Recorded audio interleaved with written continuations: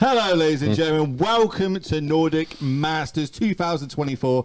Let me start off by introducing ourselves. My name is Will Hall, better known on the internet as the Will Hall EXP, and I'm joined by the current Pro Tour champion, the current Player of the Year. Let me just make sure it's 6 out of the last 8 major events in Magic the Gathering you have top 8'd is, of course, none other than Simon Nielsen. How you doing, my friend? Hi, Will. I am doing very well. Right, Sloan, of course you're doing well. You are killing it at the minute, my friend. That's why we've got you in the booth. We need someone to carry me this weekend. And I was like, there's only one man that can do that. Only one. There's only one. I'm the chosen one. And you're going to be the one doing that because we've got a lot of action for you this weekend, ladies and gentlemen. 2 days of it. Let's have a look at what the structure and how it's going to plan out over the weekend. Talk me through this, Simon. Yeah, so it's 2 full days of Magic, just like we see from any other like cool big modern event. And it's on day 1, just like 8 rounds of modern. You need 5 and 3 to make it to day 2, which will play out tomorrow. Play the remainder of the 14 rounds total, so that's rounds 9 to 14, and then we cut to a top 8 and see who is the actual winner of this year's Nordic Masters. And they're battling out for a lot of amazing prizes this weekend. This is the breakdown of it. Talk me through it. Yeah, so right now you can see the breakdown just in ticks here, but all of these ticks value add up to 10k euro. Yeah. So yeah, it's quite a big prize pool given to us by Mindstage here. And also, I think the really important bit here is that there's like 8 regional championship slots up for grabs here. Like if you want to qualify for the next European RC, like you should have been here in Malmö, because there's not only these 8 slots here, there's also 4 RCQs going on throughout the weekend. When was the last time you played in an RC? It was actually like not that long ago, I think, maybe last year, but like, because I can still play them even if I'm qualified for things. Imagine turning up to an RC and I've got to play you round 1. I'm like, come on, this is not going to go well for me. But as well as all these prizes, these RC invites, you see there's a trophy, there's art, there's play mats. We've got some art. This is one of the cool things about this is literally this picture you are seeing on your screen right now. This is a one-of-one art that has been made. The winner of today or this weekend will have this art nicely framed and a huge trophy that goes along with it, so it's pretty cool to see. But there's more on the line because, as you said, this is an RC, so there's also a bunch of promos floating around out there in the room that everyone will be able to try to get their hands on. And this is what they look like. So we've got sleight of hand and supreme verdict. What are your thoughts on this supreme verdict art? Well, I mean, I'm just looking at that sleight of hand. It looks so like cool and artsy. The supreme verdict certainly has like a lot of like wow factor. Like you slam that down and like everything blows up, including like your opponent's eyes, presumably. Yeah, but look, every deck I play, this card is horrendous for me. Like I am a creature combo deck. This card completely ruins me. But top 8, they're going to get the foils. If you manage to get 100 top 28, you're going to get the normal version. And anyone turning up today, they're going to get this sleight of hand. And of course, I like the fancy arts of cards when I play my Magic, and these are pretty fancy. But we've got some players sat down in the feature match area ready to go, ladies and gentlemen, to kick off this 2024 Nordic Masters. But I think both players have now got the green light and we're going to kick off. So it looks like Dömény Murktide on the play, just a straight turn 1 island. It's how they wrote it up. But this is where things get spicy. You don't expect a inspector on turn 1 when you're coming into this weekend. At least I wouldn't. Yeah, so right now, Lauri plays a lot of Magic Online, and as soon as that Inspector comes down, he will know what his opponent is on. And is putting that Murktide into the graveyard, potentially already has one and tries to, set it up much better. So see here if he has the main play turn 2, the new Psychic Frog. Oh, dude, this card, I tell you. I feel like I'm going to lose a lot to this card in general because there's a lot of damage-based removal in the format with all these Boros energy decks floating around. And it's very hard to kill this frog with just damage-based removal. You need there's a lot less fatal pushes, path to exiles, any sort of prismatic ending type effects these days. So that's why I think we're seeing this frog really, really shown. When you went into the Pro Tour, was this on your radar of testing? Obviously, Nardu we all saw was what Nardu was, but going into it, how much did you respect this card going into that weekend? No, yeah, the Psychic Frog is for sure a card that we were thinking about here. So you see Balázs crack a clue, and actually, the frog is like kind of bad against damage-based removal, but luckily you got like 4 copies of Solitude in this Martyr deck here, which can very cleanly take out the frog if Lauri does not have a subtlety. Yep, so that's going to get the frog out of here. Just going to be a 1/2, 1 point in life gained. It does cost us a card though, but how does this mono white Martyr deck gain a card advantage? Yeah, so a lot of the card advantage here is like coming through. Of course, there's the One Ring. That's a big one. And then you see things like, Ranger Captain of Eos, maybe finding a Thrab Inspector. That's like, replacing itself. You got like Ephemerates and some of these ETB effects. There's like a whole, and then of course the Abiding Grace, where you can repeatedly either like get back your Thrab Inspectors or get back your Martyrs once you've like, locked up the game, and you can keep fueling your ring because you'll, gain 21 life each turn, which sounds absurd. So yeah, here we see the White Orchid Phantom, which when it comes into play, you destroy target non-basic land and its controller may search for a basic. So, of course, Balázs is hoping to play against a bunch of decks without too many basic lands. Lauri, unfortunately, is going to sport quite a bit, but it seems like he has Spell Snare in hand, which is the type of card where if you see a target for it, you're just gonna like run it out. Especially against this Martyr deck, which doesn't really have like very premium 2-cost things that you want to hit. So I think Lauri is actually fairly happy that he just got a target for this Spell Snare, got it into the graveyard. Maybe he has a Murktide upcoming. That's like the really big setup here. As you see him here, like, untapping with the second frog, like having 2 frogs in the opening hand, certainly super nice for this deck. So, is there any deck that you wouldn't want 2 frogs against? Like, in the blind going in round 1, I guess this card's pretty good, just in general, against every single matchup in Modern.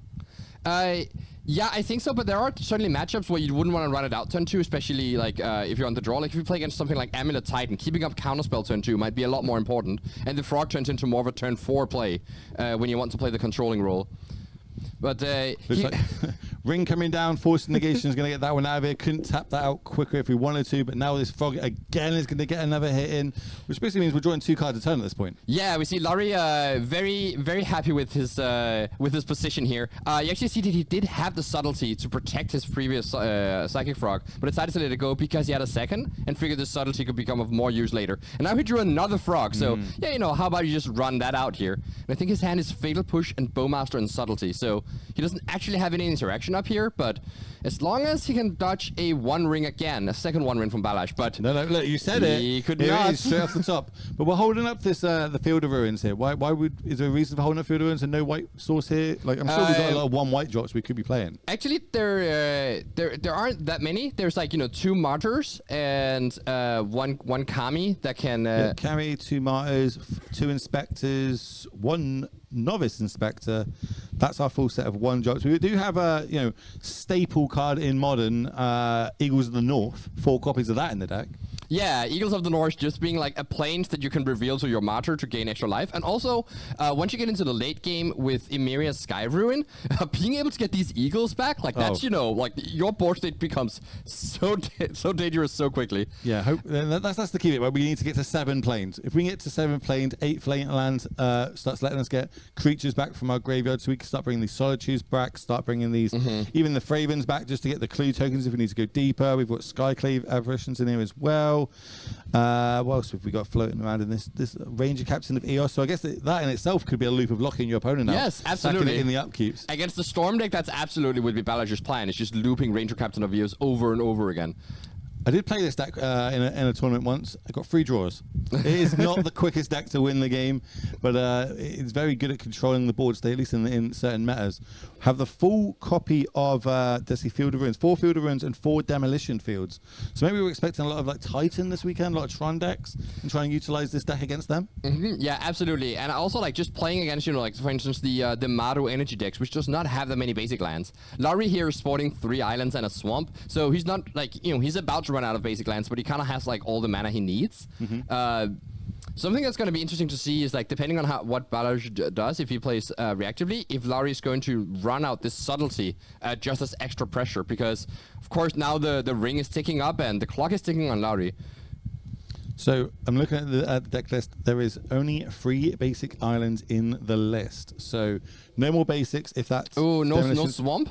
Don't see any swamp in there. Okay, that's interesting. So that actually means Lauri does not have access to black mana at all, because of this Field of Ruin. And all of a sudden, yeah, his Lauri's position looks a lot more dubious. This is one of those things that you've got to find out the hard way, so to speak. Right? Like this isn't an open deck list tournament. You don't know how many basics your opponent has.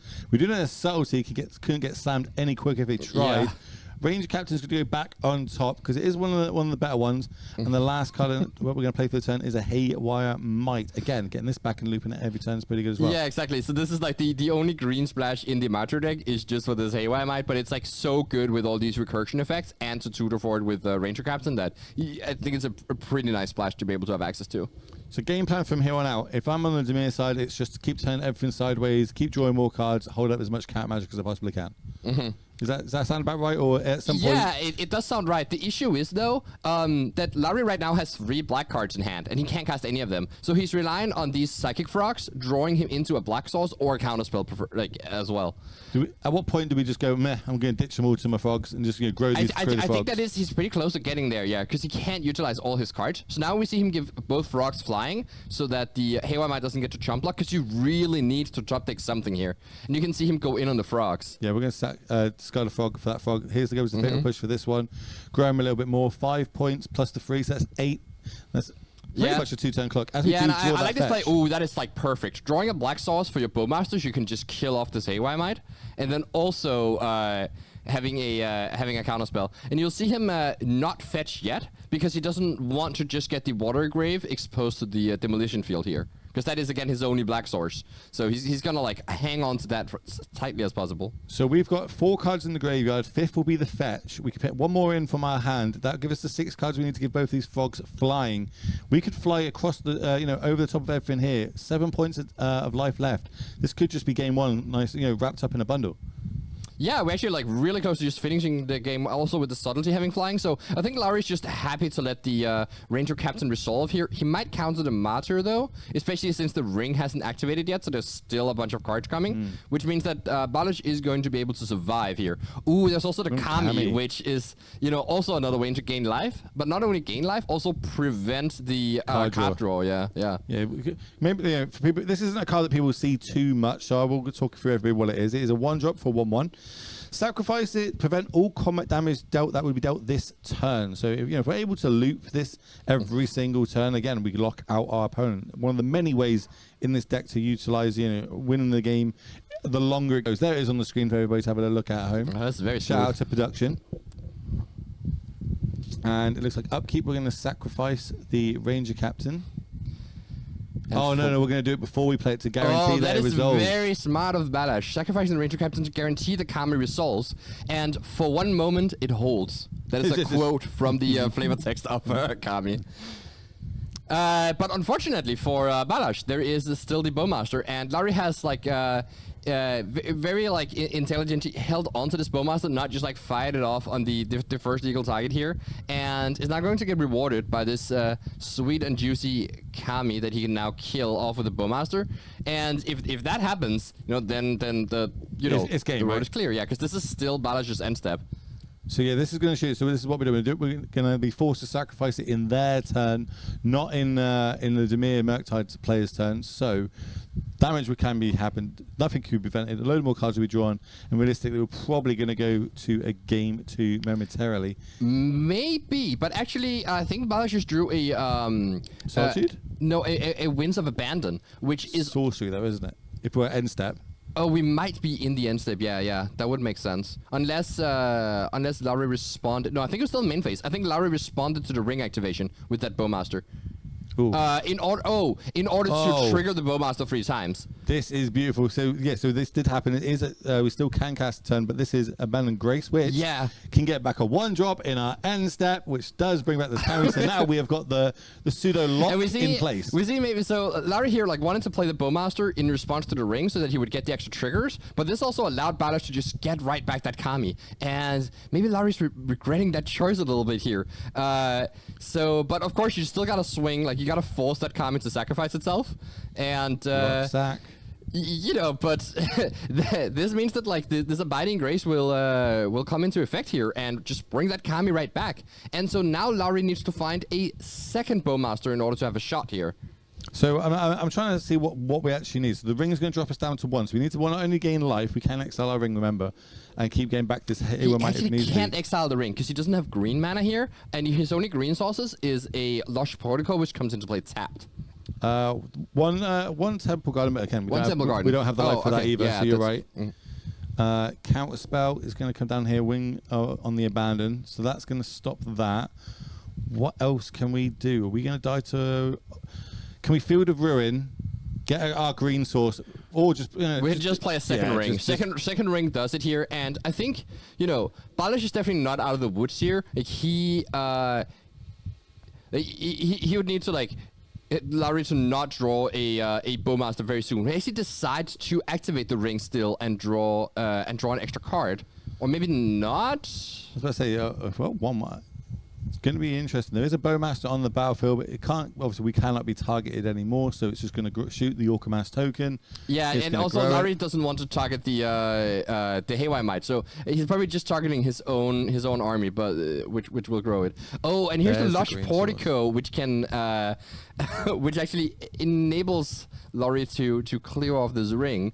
So he is still alive, for the moment. Again, he needs Lauri not to have a removal spell for this Kami, or honestly, even at this point, removal spell for Haywire Might would also be, kind of troublesome. Well, I'm looking at this. Even something like Archmage's Charm could be good in this spot, right? Because we can force them to sacrifice it. We can try and steal it. And look, we've got the. Oh yeah, no. If you Archmage's Charm the Haywire Might here, then that's just game over because Balázs won't have a way to survive unless he has a subtlety on his own thing in the upkeep. That'd be good. That'd be good style points, to be fair. Stealing the Haywire Might. I'm all about style points. Surveil Land. We need to talk about these. Ooh, leave it on top here. What is it? What do we find? Didn't get a good look because we put the... okay. It's not that exciting. It's just a preordain. So, we'll see. Preordain into two more preordains. And you're actually supposed to leave both of them on top because that just takes the most that you can. And you still have enough mana to play the Archmage's Charm or... Ooh, sink into the... Is it Stupor? Sink into Stupor, yeah. So that actually does it here. You can bounce the Haywire Might. It won't be able to clear off the ring. And this is going to ask a pretty tough question. Oh, yeah, it's going to ask a pretty tough question of Balázs. Bounce this. Yeah, so we bounce have to have a solitude, basically. Yeah, have to have a solitude, and it seems like Balázs realized, they're just dead here, and picks up their cards. So, yeah, that's going to be game one. I thought it was going to be over a bit sooner than that. We had so much pressure earlier on. Bowmaster really being key against this ring deck, though. You want to draw a lot of cards. We've got a way to punish that going forward. But we get to go to, the players are going to go to sideboards and have a little look at how they can shore this up. It is a closed deck list tournament, remember, but we have access to it. So we're going to start over on the Martyr side. I'm not sure if we can get it up on screen for you all to have a little look at as well. But let's have we've got Damson Sphere, Get Lost, Hour of Revelation, which clears the board of all non-land permanents. March of the Unworldly Light. We've got temporary lockdowns. We've got surgicals, sacrifices. We got Wrath of the Skies. What do you like bringing in out of this? If you were in their seat, yeah, it's interesting. I actually don't see that much that's super interesting for Balázs to bring in. What I really want is cheap removal, so you can contend the Murktide and the Psychic Frogs, because Lauri's deck is going to be significantly worse if it doesn't get to stick a threat. So I see the Get Lost and maybe the March of Otherworldly Light, though it's a bit clunky for that purpose. And then it's possible that if he really values trying to resolve a ring, for instance, that he wants to bring in stuff like Orim's Chant just to stop Lauri from using a counterspell. But really, there's not that much here. The Sanctify is in Vec. Yeah. You have protection from black, but the Frog and the Murktide can just fly over it, so it's not really that impactful. Wrath of the Skies. It's very, very expensive to deal with a frog, and also quite expensive to deal with. It just doesn't touch the Murktide at all. And of course, you're going to be going up against a lot of cheap counter spell and removal on the other side. So, going through this, we've got a couple of Clings to Dust. We've got Force Negations, Spell Snares, Toxic Deluges, Harbinger. I don't think I've lost it any more. This card more than any other card in MH3. This card always gets me at the minute.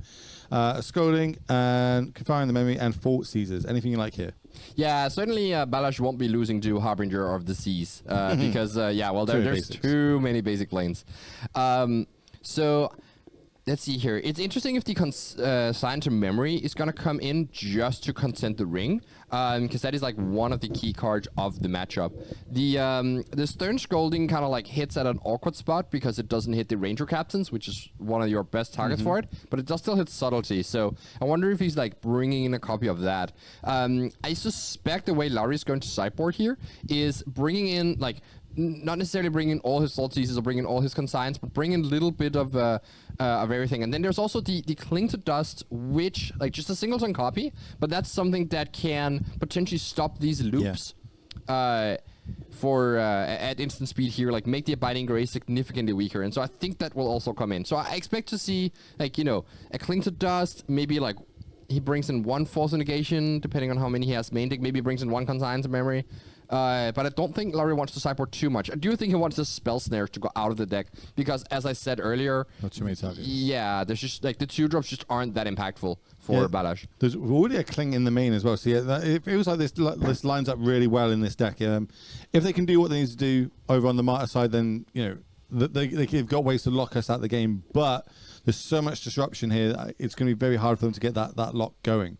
I want to talk about. So I'm going to go back to that while the players are shuffling up. How far out do you start looking at decks before a Pro Tour? Well, for a modern Pro Tour, you can start like months before, because you know the metagame is not necessarily going to change that much depending on the set that comes out. Called a Modern Horizon set. Don't hold your breath for that one. It's a little different. For Standard right now, you know, for the next like the World Championship, we could also like look at Standard right now. There's going to be a new set, but there's also just been rotation, and so there's actually a lot of work you can do before the next set is even like revealed. To me, it's really interesting. Everyone sees the bit where you lift the trophy, right? Like that's the bit we all see. We don't see is the months of work, prep, practice, going into that to get to that point, get yourself in that position to then obviously have a great day, weekend basically, and end up lifting that trophy, which you've now done. Which is, congratulations if I haven't said it to you multiple times before. I was there. I did watch you lift that trophy in person. You did your excitement, which I like to see. That's half the joy of watching you, is just seeing the excitement on your face and see, okay, what reactions is he going to do here? Clue token on the battlefield from this Fraven Inspector as we kick off game number 2 here in round number 1 of Nordic Masters. On the other side, we're going to crack this fetch straight away. Go get yourself a Watery Grave. Probably smells a bit like a Preordain here. And I think like something that's going to be interesting in this game is like how many black sources Lauri is going to have access to, because it was like a bit dicey last game, and he was definitely saved by having like all these frogs, so that he could draw into a new black source whenever he needed. So here's the Preordain. Obviously, this is, I say not fresh off the ban list, but coming back into Modern now. Were you a fan of that? Do you think it's a good unban? Yeah, honestly, yes. Like, it's this sort of card where like Modern has just surpassed it being like broken or enabling like these broken combo decks. Like, combo decks aren't just going to be that interested in Preordain anyways. And it's a very sweet Magic card that makes these interactive decks much more reliable at finding the answer on the turn they need it compared to something like Serum Visions. Ooh, okay. So this came in out of the sideboard. Let's talk about this. This is the Stone Brain. This is the Stone Brain. So I think Balázs, either he wants to just run Lauri out of threats and name something like Psychic Frog or Murktide, or the target is going to be something like Counterspell to like help Balázs like resolve the key cards here. Of course, the issue with Stonebrain is that Lauri has this one window to resolve a Psychic Frog. It seems like he does have one in hand, and yeah, here it is. The Froggy is on the board. Yeah, we're slamming that down. Stonebrain, it seems like one of these cards that is a little bit like surgical. Like sometimes it can get over sideboarded. We see this a lot as a Khan target that people will go and find and bring it out. We're going to go Plains Cycle, something we don't see every day in Modern. Go find ourselves a basic Plains. But it's going to be interesting to see what we name with that Stonebrain. Also to add over on Lauri's side, does have Spell Pierce in hand, but awkwardly tapped out for that turn 1 Preordain. So yeah, exactly. I actually think he found the Spell Pierce off the Preordain. Oh, even worse. Yeah, that's what it looked like to me. So yeah, but actually, like Lauri's going to prioritize that because again, the ring is going to be like the big looming threat coming down next turn. Is that like the main thing that we're worried about in Lauri's side? Because other than that, I think we can 1-for-1 quite well. These Dömény decks, that's the game plan, so to speak, is I'll 1-for-1 you out and then try and refill my hand with Psychic Frogs, getting turned sideways, connecting, drawing us more cards. So the ring is that the main threat that I'm worried about if I'm on their side? Sorry, which vet you said? If I'm over on the Dömény side, is that the main card I'm worried about? Is the One Ring? Other than that, I think everything else covered. Yeah, I think it's not like he has everything else covered, but the One Ring makes everything else so much harder to cover because there's so much more of it. So we'll see what Balázs named here. Yeah, we'll see. I'm sure you get pulled out. It's either going to be what would you name on the blind here before we pull it? It depends a lot. Hold on, what? Oh! What? This was not on my bingo list. You named the basic islands. I did not realize the card could do that. Okay, no, honestly, this makes a lot more sense with what Balázs's game plan is. His deck is chock full of ways to destroy lands and make Lauri search for basics, but now he can't anymore. It's like, if even though, of course, Balázs is going to be behind here, what if his next turn is just going to be Field of Ruin into White Orchid Phantom? That means Lauri's like down to 2 lands. But awkwardly, there's actually like 5 lands in hand for Lauri at the minute. Like there's a couple of spell lands in there as well. Fail push is what we find for the draw of the turn. That is true, but it does make it much harder to like develop a Murktide and keep up something else. And it might mean that he has to rely really hard on this the Psychic Frog. Not going in on it just yet. There's a second Murktide picked up, but it costs 5 mana right now, which is, like approximately $1 billion. I think I could have named so many more cards before I thought Island was going to come out in that one. Is it going to be worth taking the turn off to do that though? We'll find out as long as this game goes. Honestly, 2 turns taken off to do this. So yeah, we'll see. Like Balázs really needs to have Field of Ruin here and ideally also a Phantom in order to like pay off this play here. So there is the White Orchid Phantom. And that's gonna be nice. It's also a flyer, so you can block the Psychic Frog. Maybe force Lauri to commit a card to it, and then there might be a Solitude. So like that's gonna be quite nice. We see Lauri here float the mana, and can no longer search up a land. So just shuffling the deck. just to remind you, I know you've got no more basics. I'm just gonna let you know. I'm gonna let chat know. I'm gonna let everybody watching at home. Well, I think we've got the black floating because we did draw a Fatal Push last turn. That one we don't know about on the other side. So I think it's a blue floating for the Spell Pierce. Oh, you think it's blue? Okay. Yeah, because there's no more black spells in hand. And we got spell. Did we not? Oh no, we used the Fatal Push straight away, didn't we? Yeah, so, we did. It's early. It's early. I haven't had my monster yet. Here we go. Fetch up. Again, this is going to be on Surveil lands. Talk to me about Surveil lands and what sort of impact you think they've had in Modern. It's incredible. I actually, before the Pro Tour, we have to fill out a survey where we could ask, like, what's the most important card in Modern in recent times. And I said, like, the Surveil lands are the actual, I think, like, the biggest impact on Modern, like, before MH3. Because of, like, just, like, it changes, like, these mana bases, and a lot of decks want to play like 2 to 3 copies. Like that's how good they are. Like you want to repeatedly throughout the game, like you draw a fetch land on turn 8 and you just want to like be able to control your next draw step. Like it makes it so much more likely that you top deck the right card in the late game and make your early games much better. So yeah, I think these like lands are actually incredible. It also like helps fuel stuff like Murktide as well, and yeah, it's just incredible. So you see the block here happen. You called it. Discarding the Murktide, and let's see if there is indeed a Solitude. There's not. So Balázs just wanted the Frog to like not draw an extra card, which is honestly like it's not like the 2/2 is gonna do much more. Jeez. Than that. But so here we see the Murktide just coming down as a 1/1 here, but why are we doing this though? Why are we deploying this as a 1/1? Normally we see Murktides at 5, 6, 7, even 8 power. Why are we getting it down now as a 4/4? It could be that if he has like he already discarded 1 Murktide, but if he has a third one, he will grow like both that Murktide and also the one in play because it also triggers whenever something leaves the graveyard that is already there. And also the Psychic Frog can exile cards from the graveyard and grow the Murktide. It's a nice little 1/2 combo that people fit into these decks really nicely. On Modo, a lot of players are picking this up and doing quite well with it. I think because we see a lot of borrows floating around on the tables. The energy decks. Let's see. So Toxic's Daily just kind of found a nice home in these decks as well, and it sits in there. You can grow your frogs. The Murktides are all usually bigger than it. Here comes the range captain though. 3/3. If it does resolve, we get to go 2-drop a 1-drop from our deck, put it into our hand. Does have that extra little ability that we saw early on in game 1. We can sacrifice it. Our opponent can play non-creature spells for the turn. So we've got kind of the creatures we need now. We just need the extra elements of looping these creatures.